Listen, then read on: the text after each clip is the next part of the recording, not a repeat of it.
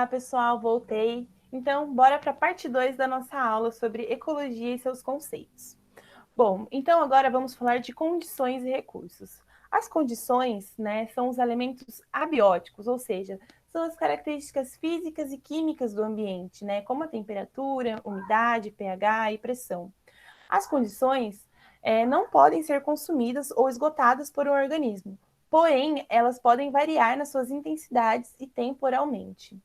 Já os recursos é tudo aquilo que o organismo pode consumir, sendo fundamental para o seu crescimento, manutenção e reprodução. E esses recursos, né, podem ser alimentos bióticos ou abióticos. O recurso ele já é um fator que pode ou não ser esgotado devido à competição ou à própria interferência do meio, né? Então, entrando um pouco mais a fundo nos elementos bióticos, biótico, né, como o nome diz, bio igual a vida. São todos os elementos vivos associados à interação dos organismos presentes em um ecossistema, sendo eles os produtores, os consumidores e os decompositores. Os produtores são os organismos autótrofos, né? Aqueles que possuem mecanismos para produzir o seu próprio alimento através da fotossíntese, como as plantas e as algas. Já os consumidores são os organismos heterotrófos, né? Que são aqueles que não produzem o seu alimento e então consomem energia fornecida pelos produtores ou até mesmo pelos consumidores, né? Como os herbívoros e os carnívoros. Então, aqui a gente tem um exemplo, né, da planta, que ela é produtora do seu próprio alimento, e também dos consumidores. Então, o consumidor primário é aquele que vai se alimentar da energia fornecida pelos produtores, e já o consumidor secundário é esse que vai se alimentar da energia fornecida por outros, pelos consumidores primários, né? E aí também temos os decompositores, né, que são os organismos responsáveis pela decomposição da matéria orgânica, maneira como eles obtêm energia, e ainda assim contribuem para a ciclagem de nutrientes, né, da terra. E aí temos os elementos abióticos, né? Então, o A vem na frente para dizer não, ou seja, é não vida. São os fatores físico-químicos do ambiente que determinam a estrutura e o funcionamento das comunidades envolvidas em ecossistema, como a luz, temperatura, água, nutrientes, etc.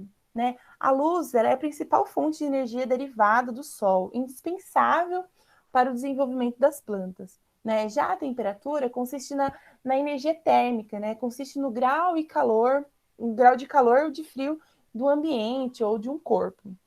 Já a água, né, que é um recurso natural super, hiper, mega abundante, né? Porém é um fator limitante para a sobrevivência de qualquer organismo vivo. E os nutrientes, que são as substâncias químicas presentes nos alimentos, imprescindível para o funcionamento de qualquer organismo. Já esses fatores, eles influenciam diretamente a distribuição dos seres vivos, suas características morfológicas e o seu comportamento. E agora vamos falar sobre estruturação ecológica. E aí aqui eu montei essa pirâmide para a gente ter esse entendimento. As células são as menores unidades estruturais e funcionais dos seres vivos e executam funções especializadas como nutrição, produção de energia e reprodução. Já o tecido, né, é um conjunto de células especializadas, iguais ou diferentes entre si, que atuam para também desempenhar uma mesma função. Já o órgão, né, são formados por conjuntos de tecidos que se organizam para realizar determinada função. O sistema de órgãos é um grupo de órgãos que juntos executam uma determinada tarefa essencial para a vida do organismo.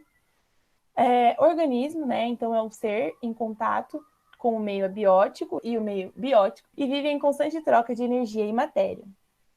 Já a população é um conjunto de indivíduos da mesma espécie, né, que convivem, né, possuem características próprias, controlam seu tamanho de população e sua distribuição. Comunidade é um conjunto de populações que coabitam na mesma região. Né? Uma comunidade é regulada pelas relações entre as espécies, como a dinâmica de presas e predadores, parasitas e hospedeiros e relações mutualísticas. Ecossistema, então, é um conjunto formado pelas interações entre os organismos e os fatores abióticos.